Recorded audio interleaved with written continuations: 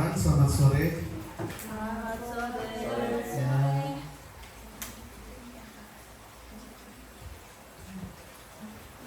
Orang buka Alkitab Kolose jam 4. Materi saya 3 jam tapi tak semua.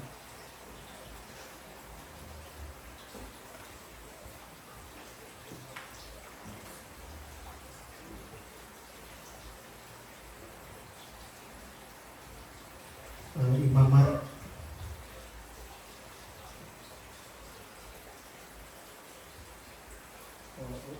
ulangan 15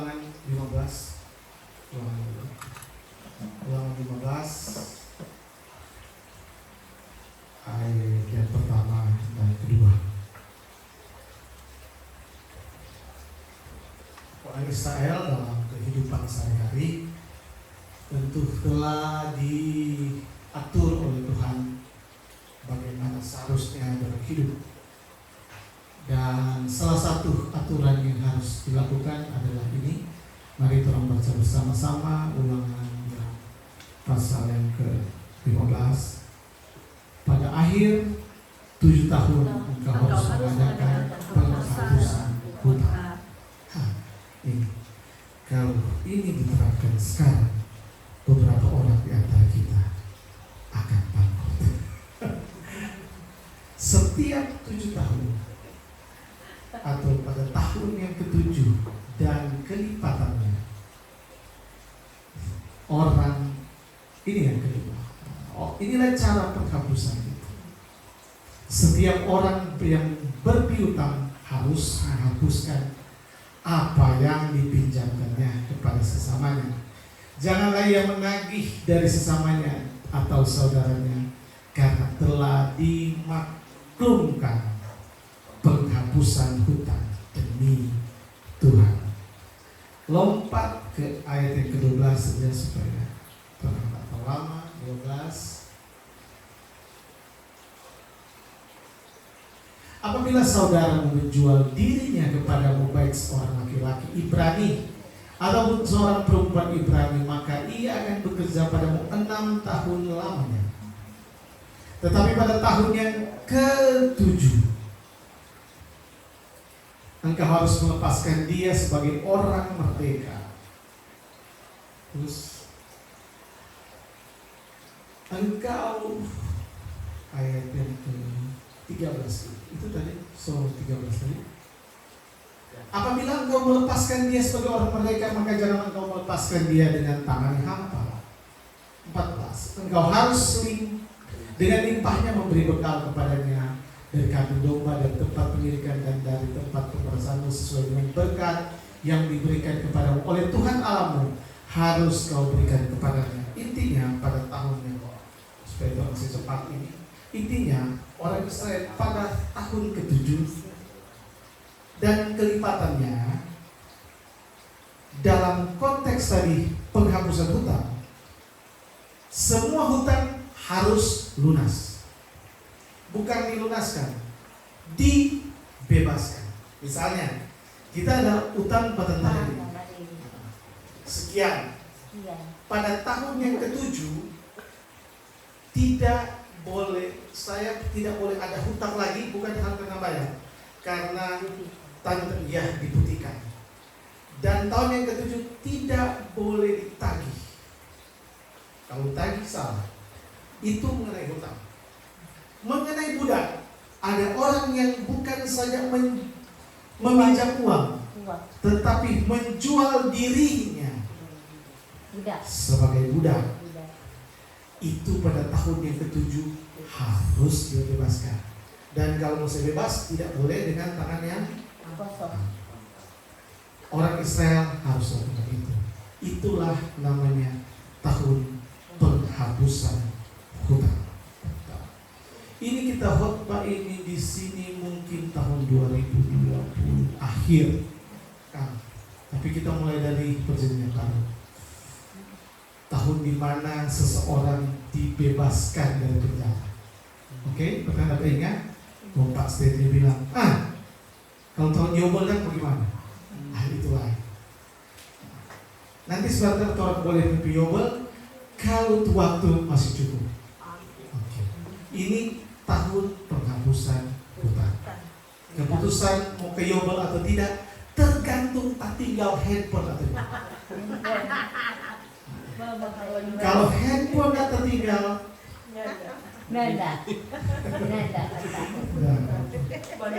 itu kita sumpah. Kira-kira mengerti tahun penghapusan hutang. Oke. Boleh kan? Jadi tidak ada lagi, tidak ada tuh bilang orang satu dengan yang berhutang, tidak ada. Tidak ada. Di Israel, bukan di Manado. Oke, boleh kan? Boleh. Itu tahun penghapusan hutang itu di tahun yang ke-7. Ada juga di tahun yang ke-7 berlaku tahun yang sama. Mari kita buka Imamat 25 ayat 1 sampai yang ke-7. Imamat 25 ayat 1. Tuhan berfirman kepada Musa di gunung Sinai, berbicaralah kepada umat Israel, katakan kepada mereka, apabila kamu telah masuk ke negeri yang kuberikan kepadamu, perkataan itu harus mendapat perhentian sebagai syarat bagi Tuhan. 2 ayat 3, 6 tahun lamanya engkau harus menaburi ladangmu, dan 6 tahun lamanya engkau harus merantingi kebun anggurmu dan mengumpulkan hasil. 4, tetapi pada tahun yang ke-7 haruslah ada bagi tanah itu suatu syarat, masa perhentian penuh, suatu syarat bagi Tuhan. Ladangmu janganlah kau taburi. 1, ladangmu jangan kau taburi, dan kebun anggurmu jangan kau rantingi. 2, dan apa yang tumbuh sendiri dari penuaian itu janganlah kau tuai, jangan kau tuai. Dan buah anggur dari pokok anggur yang tidak kau rantingi jangan kau petik. Tahun itu harus menjadi tahun perhentian penuh bagi tanah itu. Nah, hasil tanah yang selama sabat itu haruslah menjadi makanan bagimu. 1, yakni bagimu sendiri, bagi budak laki-laki, bagi budakmu perempuan, bagi orang upahan, bagi orang asing di antaramu yang semuanya tinggal padamu. 7, juga bagi ternakmu, bagi binatang liar yang ada di tanahmu, segala hasil tanah itu menjadi makanannya. Pada tahun yang ke-7, selain budak dibebaskan, selain hutang dihapuskan, semua kebun anggur tidak boleh kau rantingi dan tidak boleh kau petik. Tanam tak boleh. Iya, Tanam tak boleh. tanam tidak boleh, Pak. Dan semua yang tumbuh dari tanah orang Israel tidak boleh orang tua. Orang kata mana boleh kan? Tidak boleh orang Israel tua. Itu semua hasil itu milik semuanya. Mau kaya mau miskin itu milik semuanya. Itu terjadi pada tahun yang ke-7. Itulah hukum yang berlaku bagi orang Israel. Sekarang mau bertanya tidak? Biasakan sebentar ada pertanyaan, mau bertanya. Nah ini kita bertanya dulu. Apakah ada hukum Taurat yang tidak berlaku saat ini? Karena hukum ini berlaku pada tahun ke-7, ada hukum ini berlaku, maka hukum itu tidak berlaku pada tahun yang ke-7. Kira-kira ada? Kalau di orang hukum, kira apa namanya? Lex spesialis atau apa? Jadi ada keadaan hukum khusus mengabaikan keadaan hukum umum. Misalnya undang-undang pakai lex spesialis, misalnya undang-undang korupsi, maka undang-undang yang lain tidak berlaku khusus ketika kasus itu korupsi. Nah, ini keadaan khusus orang sorry, atau mungkin kita salah, undang-undang itu tanya orang hukum. Maka kalau salah minta maaf. Ya. Ketika ini berlaku, apakah hukum yang lain membuat orang Israel tidak wajib melakukannya? Ada atau tidak? Ada.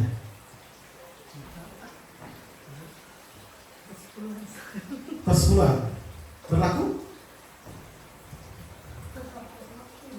Tetap berlaku. Mau ambil dari mana?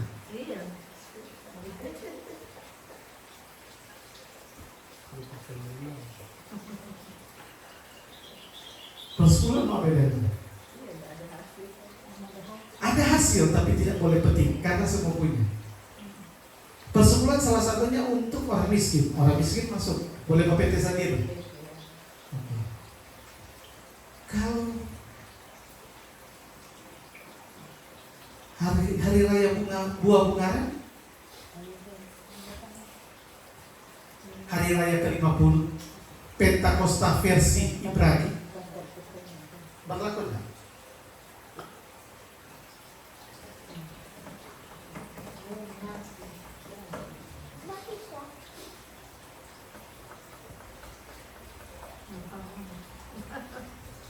Itu hari kita sohot tentang hari ke-50. Berlaku kira-kira itu enggak? 3 kali orang Israel menghadap Tuhan. Salah satu itu berlaku enggak? Ya enggak, karena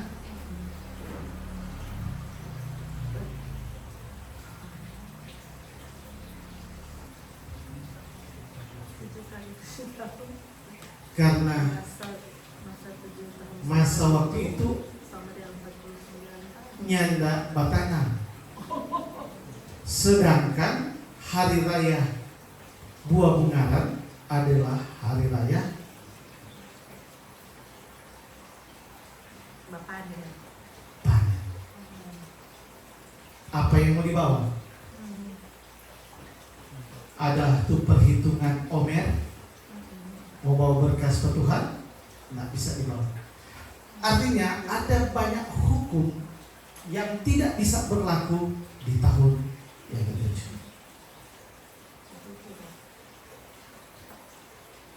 Nah, itu perjanjian lama. Sekarang perjanjian baru.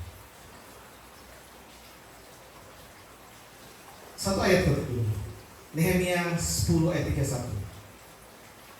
Ini cuma khusus untuk memberi keterangan bahwa ini adalah keadaan yang sama terjadi. Nehemia 10 ayat 31.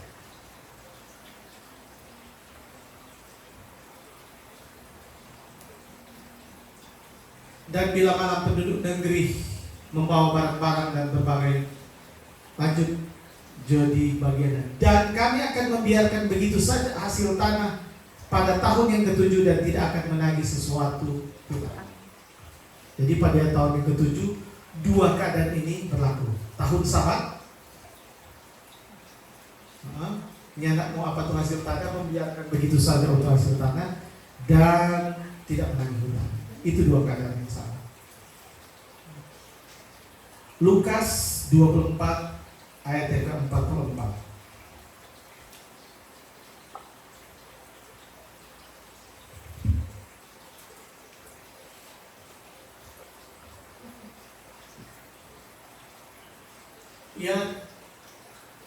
Ia berkata kepada mereka, inilah perkataanku yang telah kukatakan kepadamu ketika aku masih bersama-sama dengan kamu, yakni bahwa harus digenapi semua yang tertulis tentang aku dalam kitab Taurat Musa dan kitab Nabi-Nabi dan kitab Mazmur.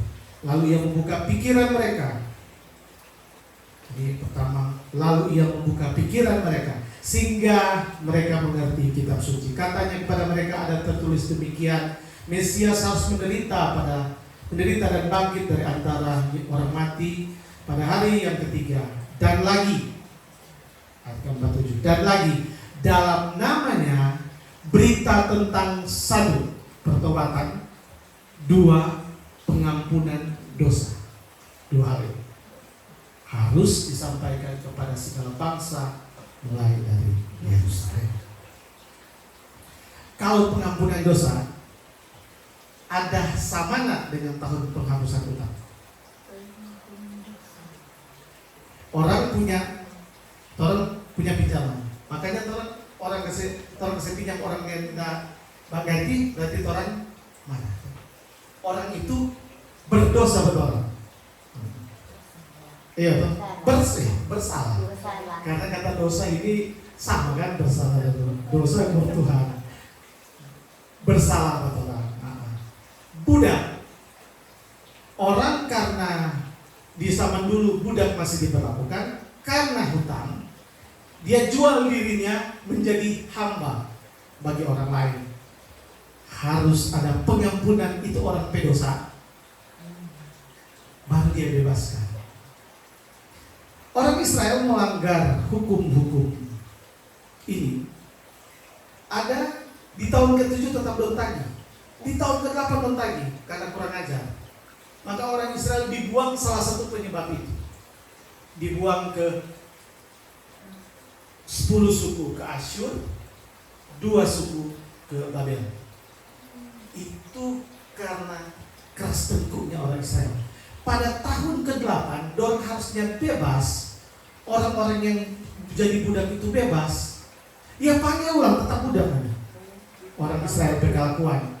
Itu karena dorang keras.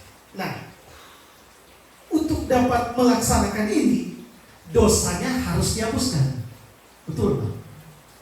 Dulu orang Israel dibuat Tuhan sebuah aturan sehingga dorang lakukan based on aturan, bukan karena dorang kesadaran. Makanya di ayat sebelumnya, lalu Tuhan membuka pikiran mereka. Ini berita dalam namanya pengampunan dosa. Sampai sini pengampunan dosa kita tak panjang supaya murid itu handphone tertinggal. Okay. Pertobatan ini boleh tercocok dengan tahun penghapusan hutang. Oke? Pertobatan.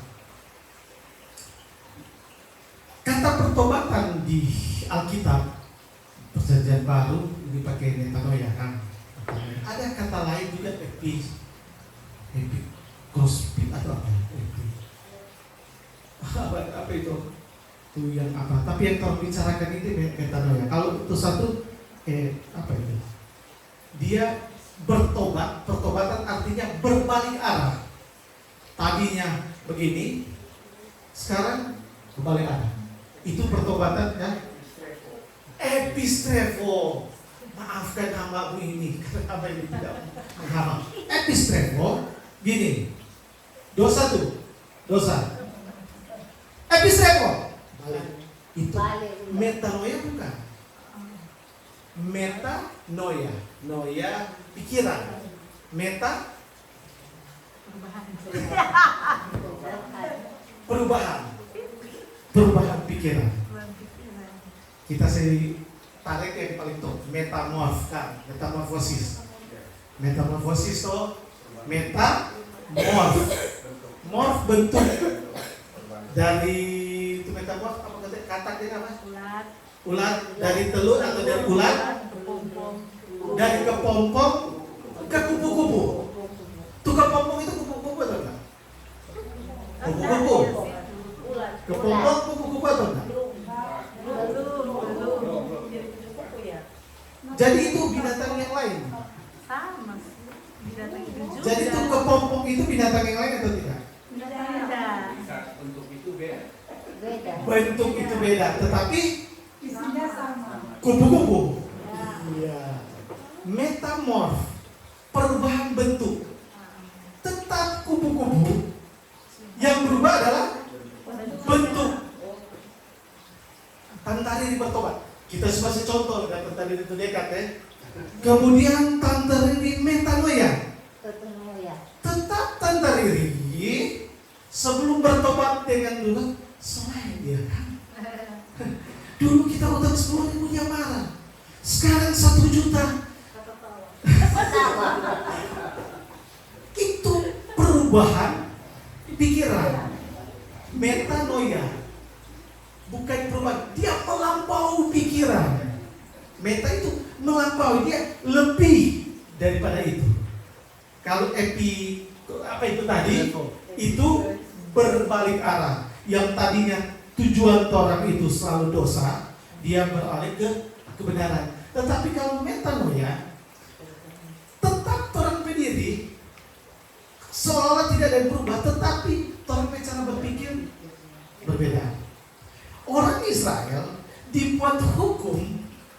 Sehingga mesti tahun ke-7 baru utang lepas, baru tuh anggur kesediaan.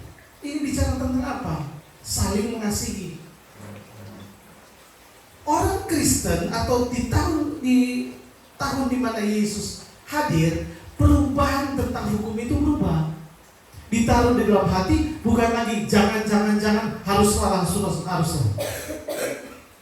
Sehingga orang tidak terperangkap atau tidak, hukum itu tidak menjadi beban, tetapi hukum itu bagian dari orang pendiri. Ketika orang mau melakukan itu, bukan karena hukum. Kalau berdasarkan hukum, bukan metanoia. Ketika orang memaafkan seseorang karena berdasarkan hukum, mesti kata saya maaf. Itu berarti torek. Nyandak metanoia. Kayak mana anda secerai dengan istri, so kurang ajar begitu. Ya salah nggak boleh. Soalnya tadi bilang pakai keren tadi, nggak boleh. Itu masih dulu. Harusnya tidak ada kata cerita tentang itu. Karena memang belas kasihan, maka Tuhan Yesus bilang bahwa kehidupan kekristenan, Tuhan bilang bergerak berdasarkan belas kasihan. Contoh perubahan kalau orang mau melakukan berdasarkan hukum. Ketika mau pulang rumah, Anda mendapati lampu merah.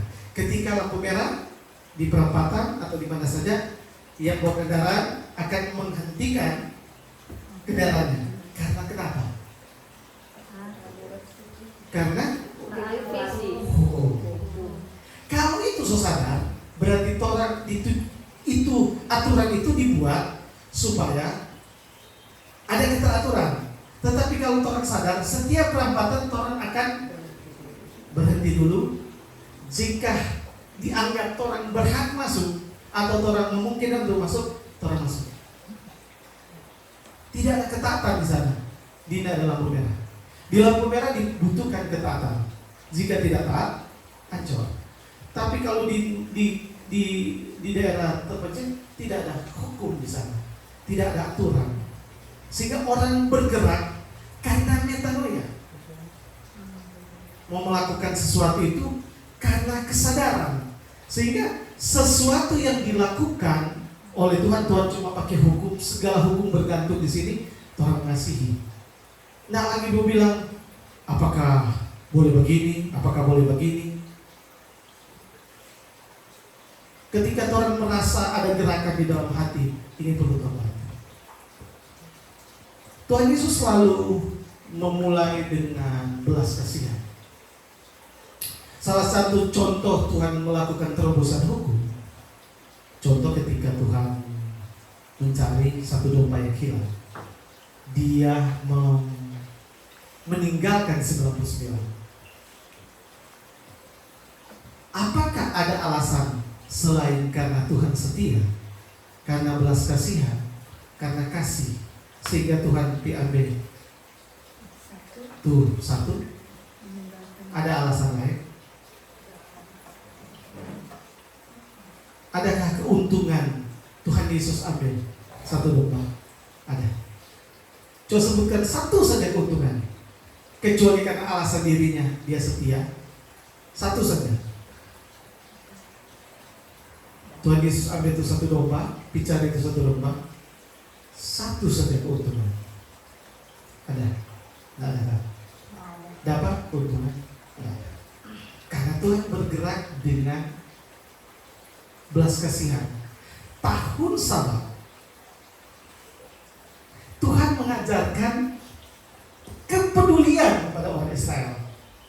Tetapi Taurat membuat orang hanya menjadi taat, tetapi bukan menjadi sadar tentang hukum. Maka dalam namanya berita tentang pertobatan. Tanpa Yesus di dalam hati orang akan melakukan kebaikan berdasarkan hukum. Orang akan melakukan kepedulian hanya berdasarkan hukum. Tidak pernah orang akan melakukan berdasarkan pertobatan. Berita tentang tahun Sabat itu penting. Satu contoh lagi tentang Matius 12 ayat 7 dan 8.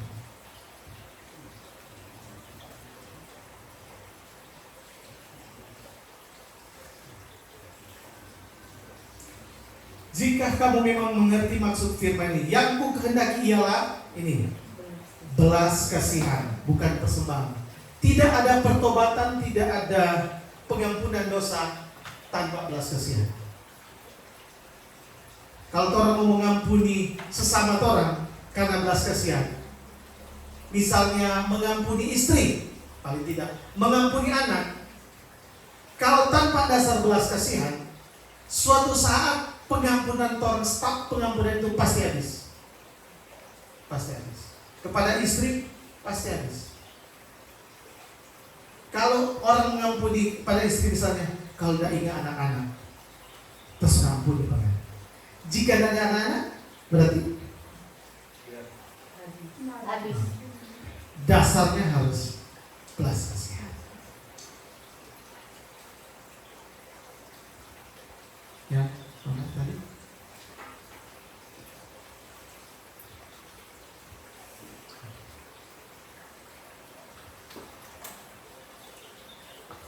Karena anak manusia adalah Tuhan atas hari Sabat.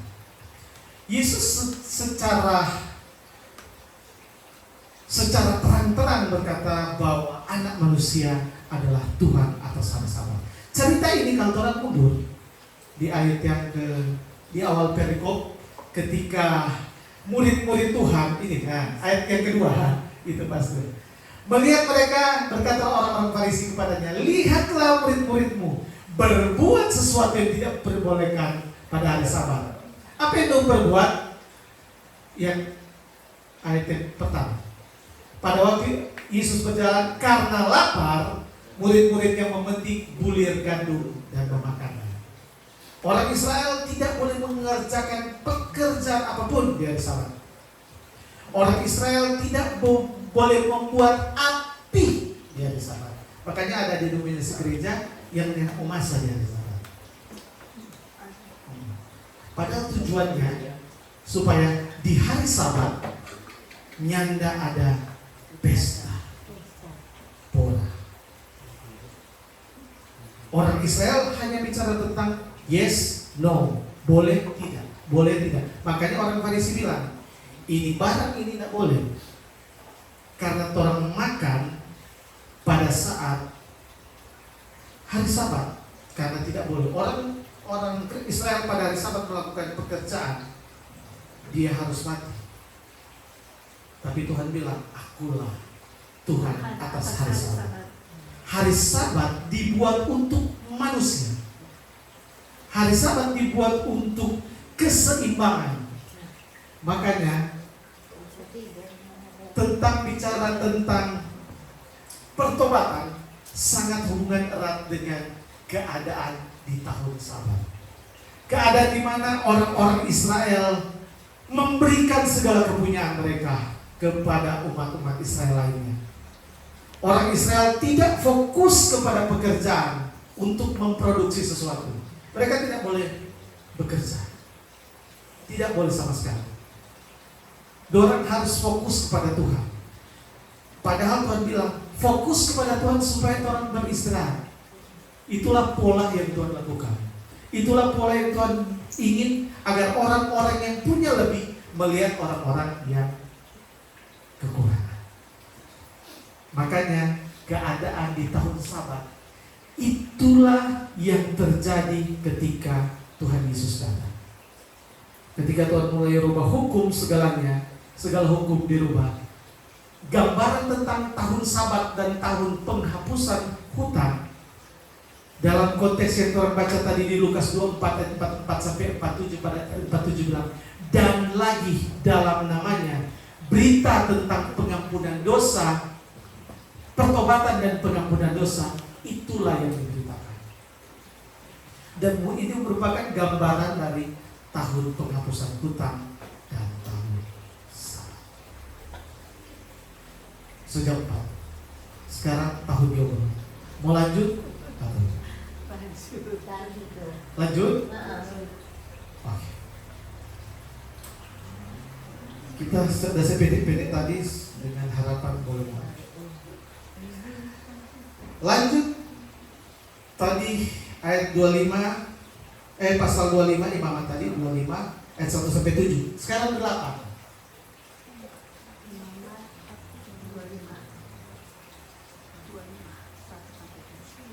Ini yang 7 kan tadi? Yang 7 kan tadi ini kan? Nih. 8. Selanjutnya engkau harus menghitung 7 tahun sabat. Tadi kan tiap tahun ke-7 tahun sabat. 7 kali tahun sabat. Nah, artinya tuh sabat itu dilakukan berulang-ulang. Orang selalu bilang kan angka 7 adalah angka sempurna. Sampai 7 itu sampai dihitung, sampai masa Tuhan berkenan. Maka ini yang terjadi, yakni 7 kali 7 tahun, sehingga masa 7 tahun sabat itu sama dengan 49 tahun. Selesai 7 kali 7 tahun sabat, ayat ke-9, lalu kau harus memperdengarkan bunyi sangkakala di mana-mana dalam bulan yang ke-7 pada tanggal 10 bulan itu pada hari pendamaian kamu harus memperdengarkan bunyi sangkakala itu di mana-mana di seluruh negerimu.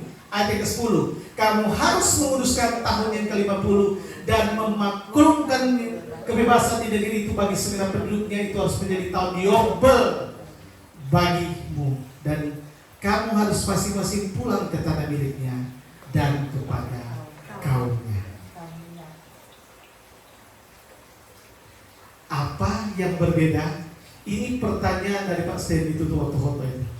Sama dengan Newton Yobel. Nah, sekarang apa perbedaan tahun sabat, tahun penghapusan hutang yang tadi yang sama itu dengan tahun Yobel? Keadaannya, kalau setelah 7 kali tahun sabat atau tahun penghapusan hutang terjadi dalam tahun Yobel, yang berbeda keadaannya adalah, ada yang tahu? Kita tidak hafal. Jadi kita mesti berpikir.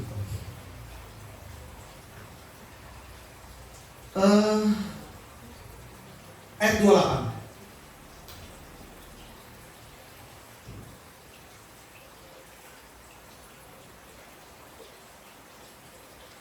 Karena syarat di tahun Yobel harus kembali ke tanah asal mereka, pasti budak-budak sudah dilepaskan. Misalnya seseorang budak pada seseorang, dia misalnya Bani Yehuda, dia menjadi budak pada Bani Benyamin, dia harus kembali ke tanah Benyamin.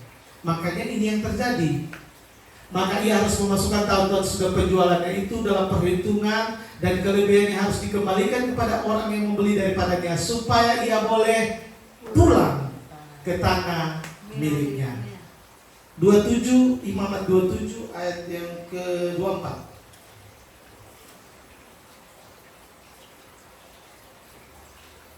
Dalam tahun Yobel ladang itu harus dipulangkan kepada orang-orang yang menjual kepadanya, yakni kepada orang yang mula-mula memiliki tanah itu. Kalau keadaan sabat, tahun sabat dan penghapusan hutang, orang pinjam, kasih pulih. Orang menjadi budak, kasih pulih. Tetapi kalau orang jual orang ke tanah, ini boleh sepulih. Di tahun Yobel yang berbeda, tanahnya pun harus kasih pulih. Misal, tentang Riri karena utang, karena kemiskinan, sehingga jual tuh tanah ke kita. Di tahun Yobel tidak boleh tidak, kita harus pulang pada Tariri, karena Tante Riri harus pulang ke tanah pusaka. Kalau dia nak saya pulang ke tanah pusaka, kalau nak saya pulang ke tanah, bagaimana Tante Riri menduduki itu tanah itu? Jadi syaratnya adalah wajib di tahun Yobel seluruh Israel harus berada di tanah miliknya. Sehingga dorang penjualan tidak boleh jual permanen. Ibu notaris, ada sekarang hukum yang menjual tidak permanen. Menjual ya, bukan menyewa. Ada? Tidak ada. Jadi orang Israel ketika menjual tanah, sistemnya sewa. Dia tidak milik. Tidak boleh. Maksud tanah miliknya yang mana? Yang dia jual. Dia jual. Yang pernah dijual. Dia jual. Karena orang Israel membagi tanahnya. Kasih berbagi. Waktu ketika janji Tuhan kepada Abraham, Ishak dan Yakub, ketika dia menduduki tanah Kanaan, di zaman Yosua sudah berbagi. Semua ada tanah. Tetapi karena kemiskinan, dorang menjadi budak tadi. Dorang meminjam uang. Paling parah, dorang jual tanah. Kalau pinjam doi dengan jadi budak, pulis pada tahun ke-7, 14, 21, 28, 35, 42, 49. Tetapi pada tahun Yob 50, dari tanah kesimpulan. Dan segala pelanggaran yang dilakukan, dia tetap sebudak. Dia tetap tagih itu doi. Di tahun Yobal tidak boleh. Itu harus benar-benar utang, segala macam dipulihkan. Sehingga orang Israel pada tahun ke-50 sama rata. Tidak ada yang berhutang, tidak ada yang menjadi budak, tidak ada yang ada tanah. Semua ada. Termasuk perpuluhan. Lewi punya puluhan ya. Kalau Lewi Tahun ke-7 perpuluhan sudah berlaku. 7, 4 plus 21, 28, 35, 42, 49 perpuluhan sudah berlaku. Maksudnya itu gereja dan Amerika Lewi bisa pulang. Gereja Persembahan beda. ada Abel Palewi. Yang Perpuluhan yang dikasih ke Bani Lewi itu dikembalikan kan? Nggak ada gereja tidak pernah ambil perpuluhan. Ada nih sekarang. Karena perpuluhan itu dari tanah Israel, clear di situ. Yang ditagih sekarang adalah perpuluhan versi non Alkitab. Kita tidak bilang itu salah. Masing-masing punya pengertian. Tetapi based on tradisi dan hukum Taurat, perpuluhan hanya diambil di tanah Israel. Mengapa? Saya terus dulu tuh Yobel. Saya terus dulu tuh Yobel. Oke. Jadi sudah beda antara tahun segala keadaan di tahun penghapusan hutang dan tahun Sabat berlaku. Kalau orang baca, ini semua banyak nanti Bapak Ibu baca di rumah. Berlaku di tahun Yobel, kecuali tanah. Kalau tahun Yobel dan tahun Sabat dan tahun penghapusan hutang, kita yakin Yesus datang itu telah digenapi dalam kehidupan dunia ini. Tahun Yobel yang belum. Oke, tapi semua ngerti ya? Itu keadaan tanah, semua ngerti ya? Pertanyaannya, mengapa harus kembali? Mengapa ini tanah begitu istimewa? Ini tanah yang Tuhan kasih ini boleh lepas dari orang Israel. Tanah perjanjian. Kenapa? Kan orang Israel boleh pergi di tanah lain, Moab, di tanah mana-mana. Kenapa?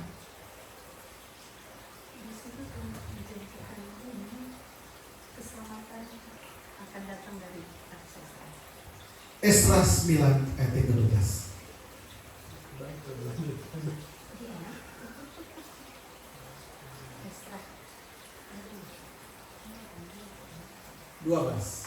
Orang baca sama-sama nih. Boleh? 1, 2, 3. Jadi sekarang janganlah kamu memberikan anak-anak perempuanmu kepada anak lelaki mereka, ataupun mengambil anak-anak perempuan mereka untuk anak-anak menciptakan kesejahteraan dan kebahagiaan mereka untuk selamanya. Kamu menjadi kuat, mengecap hasil tanah yang baik, dan mewariskan tanah itu kepada anak-anakmu untuk selama-lamanya. Oh, warisan ini. Apa? Tanah warisan. Itu tanah itu harus diwariskan turun-temurun. Makanya ketika dia jual di tahun Yobel, tanah warisan itu harus kembali.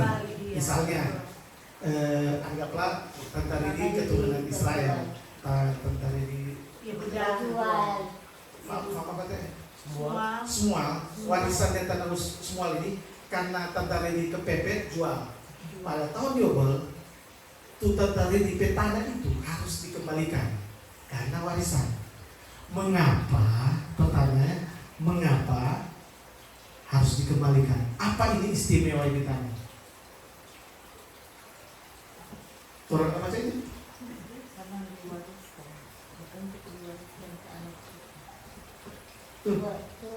Warisan anak cucu. Tanah yang baik. Karena tanah yang baik. itu tanah lain dan tertulis di Kejadian 5 ayat 29. Ini waktu Nuh lahir. Boleh baca Kejadian 5 ayat 29.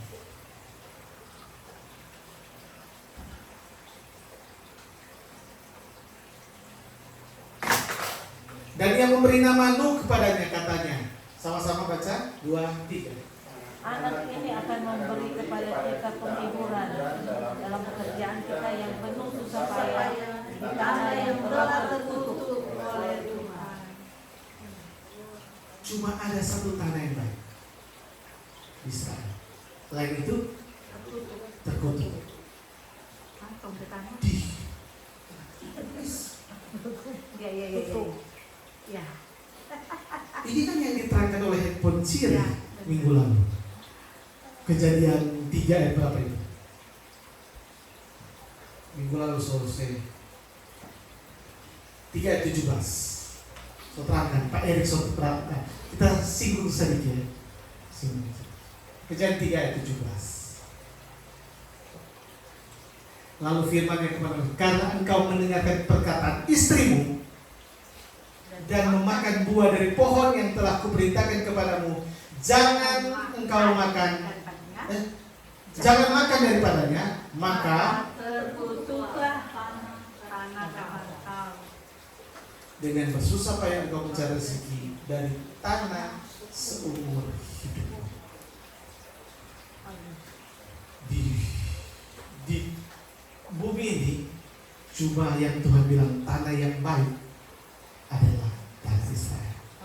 Yang itu adalah tanah terkutuk.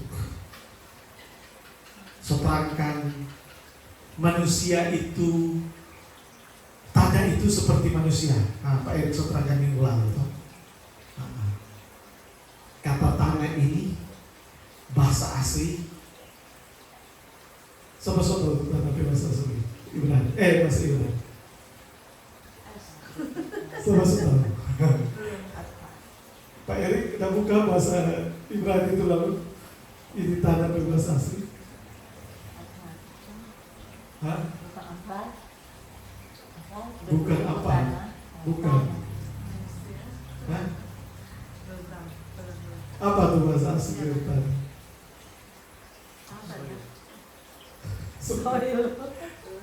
Ada? Erik apa di bahasa asli? Hah?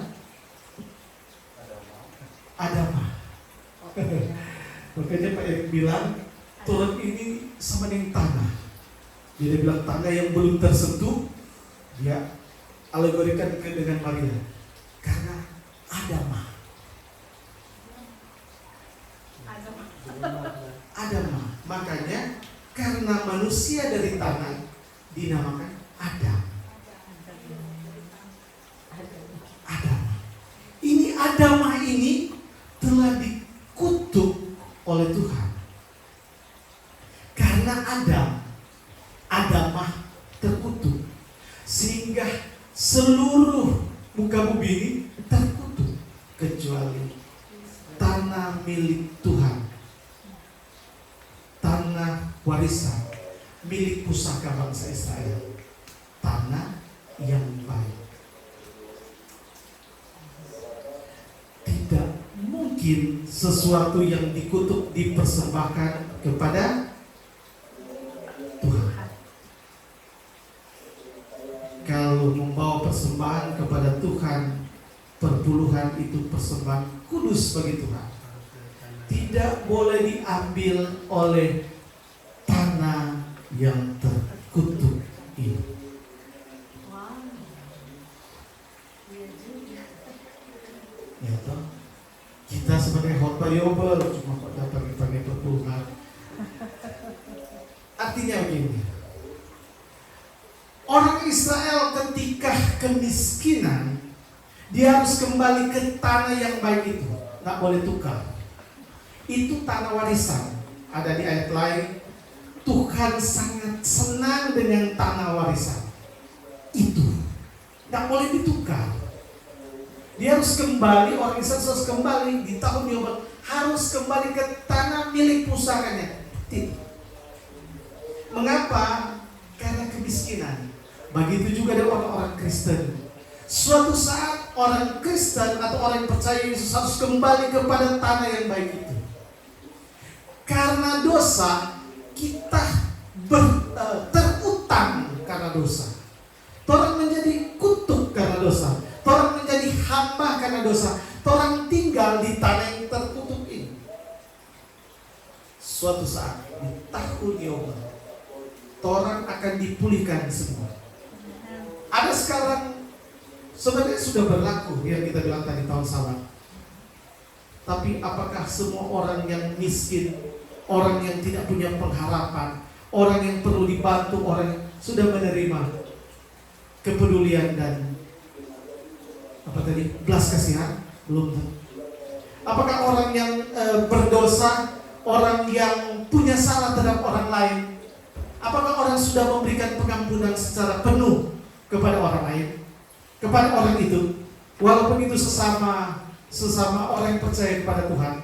Masih banyak orang yang percaya kepada Tuhan baku habis sampai sekarang, baku marah.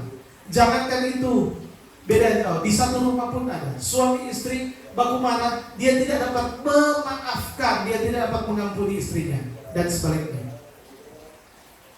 Padahal wajib di tahun kasih karunia, di tahun Sabat, di tahun rahmat. Ada itu tahun ini sama di tahun rahmat. Di kisah berapa itu?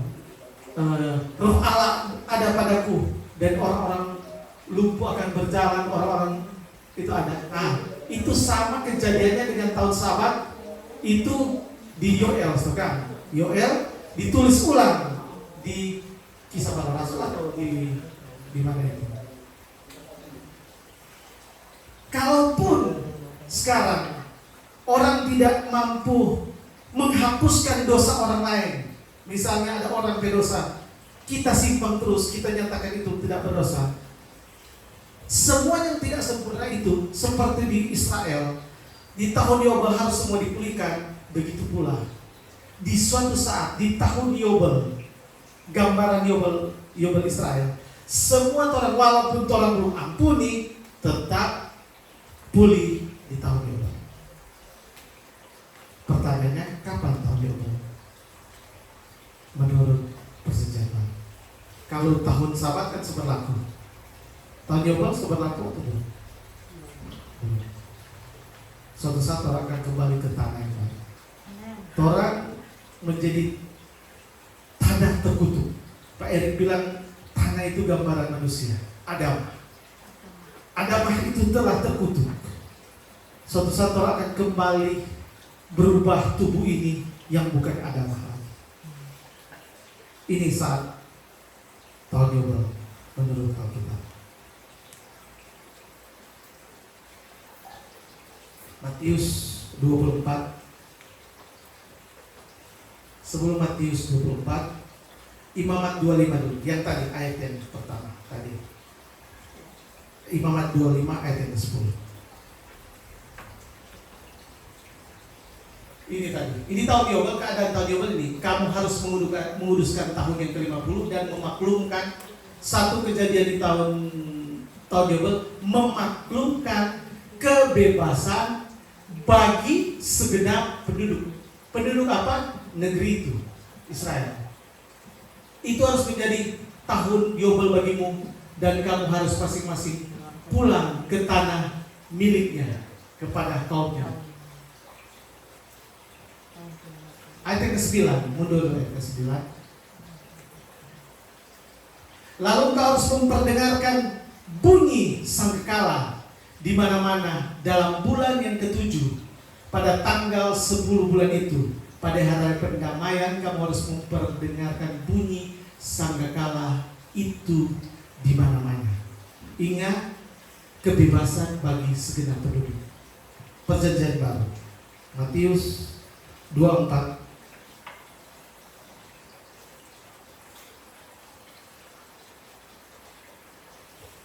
ayat yang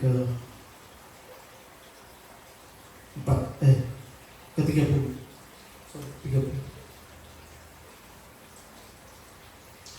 Pada waktu itu akan tampak tanda anak manusia di langit, dan semua bangsa di bumi akan meratap, dan mereka akan melihat anak manusia itu datang di atas awan-awan di langit dengan segala kekuasaan dan kemuliaannya. Dan ia akan menyuruh keluar malaikat-malaikatnya dengan meniup sangkakala yang dahsyat. Tadi tahun Yobel, sangkakala dibunyikan di mana-mana. Suatu saat ini Yobel yang tertunggu dengan meniup sangkakala yang dahsyat bunyinya, dan mereka akan mengumpulkan orang-orang pilihannya dari dari keempat penjuru bumi. Tadi memaklumkan kebebasan kepada seluruh penduduk, memaklumkan kebebasan di negerinya kepada seluruh penduduk orang Israel. Ini akan mengumpulkan orang-orang pilihan dari keempat penjuru, seluruh orang pilihan orang Israel, seluruh penduduk negeri, penduduk Israel, dari ujung langit yang satu ke ujung langit yang lain, di awan-awan dengan segala kekuasaan dan kemuliaan.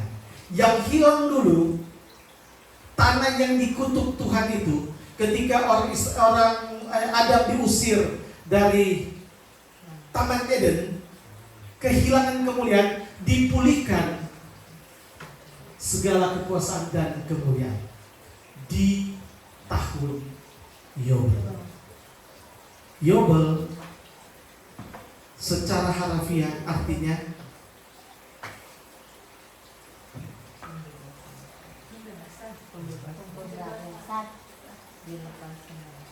Yobel secara harafiah artinya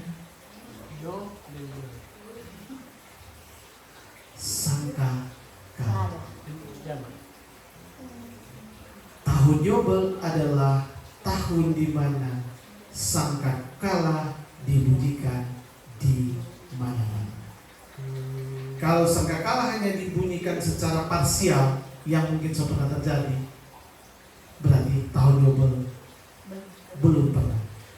Kalau sangkakala sudah dibunyikan di seluruh keempat penjuru bumi, tahun Yobel akan datang. Dan tentunya menurut aturan Taurat.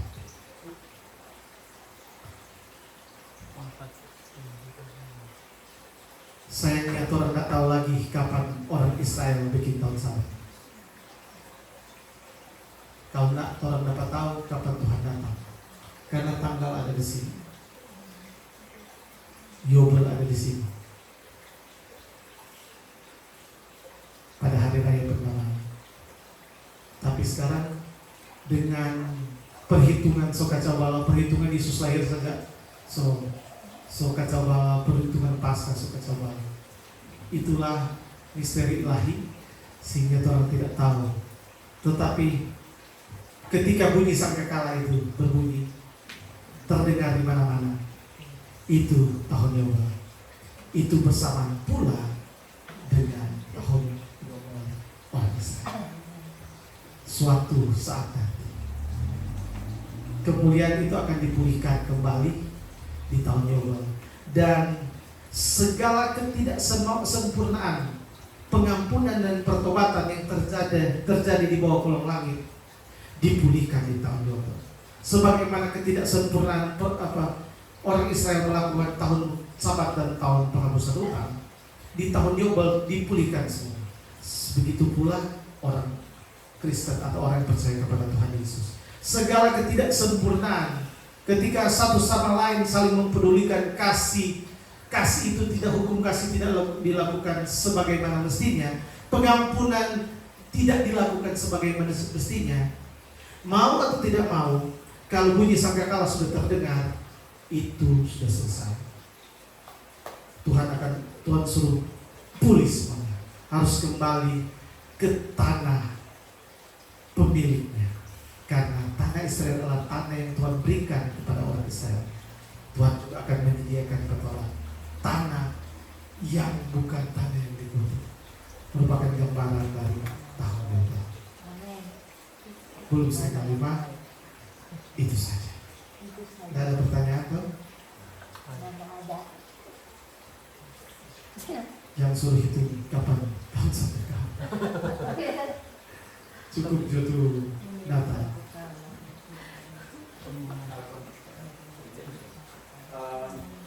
Jadi itu sebabnya kalau orang Israel mau berjual tanah kepada sesama orang Israel, kan bukan orang Yahudi yang atau orang Israel sebenarnya. Karena kalau misalnya dia jual ke pasar Mansai, Yahudi, kita bukan Yahudi, tetap kita mesti jual tanah di Yobel. Iya, memang impor. Ya, sehingga demikian tanah itu hanya dijual secara eksklusif di antara, kalau kepepet dari kejadian, kalau kemungkinan apapun dijual hanya boleh kepada sesama orang Yahudi. Ya.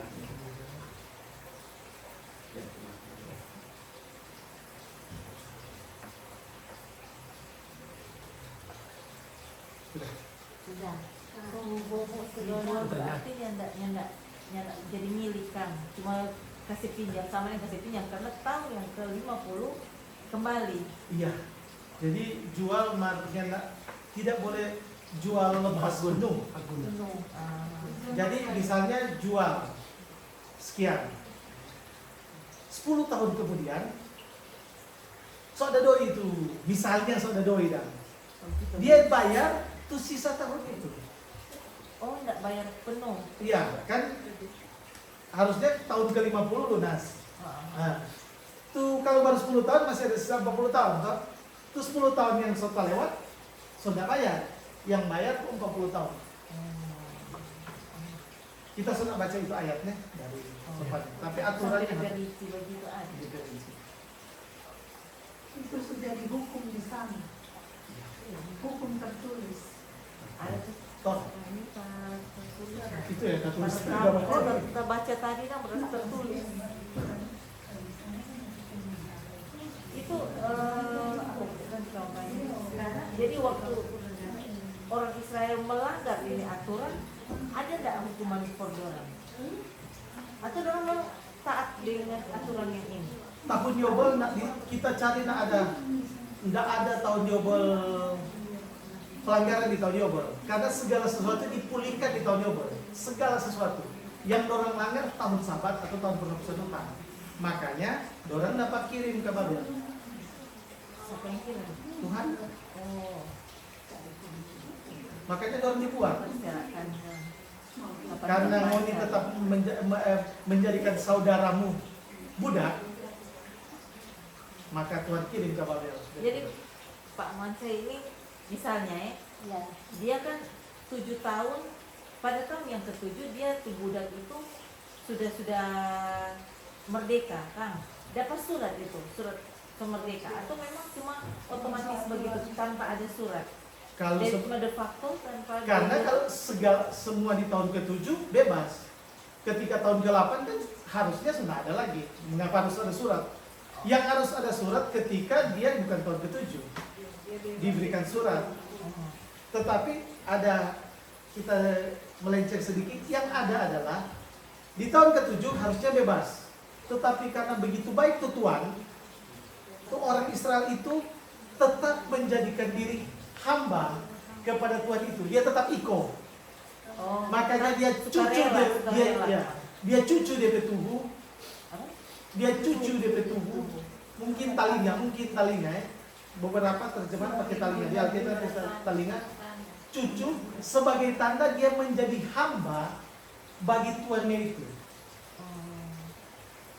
Makanya ada darah yang tercucu supaya semua orang tahu bahwa dia itu dia mau Iya. menjadi hamba. Itu pengecualian khusus. Tapi sebetulnya tidak terikat lagi kan dia. Iya, tapi itu dia mengikatkan diri sendiri. Sukarela. Iya, Iya. itu gambaran orang Kristen menjadi hamba Kristus. Orang yang mengikatkan diri Pak Tuhan menjadi hamba, dan orang Israel cucu di petalinga supaya semua Israel tahu darah mengalir kalau ada cucu di petalinga sini, semua tahu dia hamba pas seorang Tuhan. Maka orang Kristen itu ada tanda bahwa dia hamba Kristus. Itu materi lain.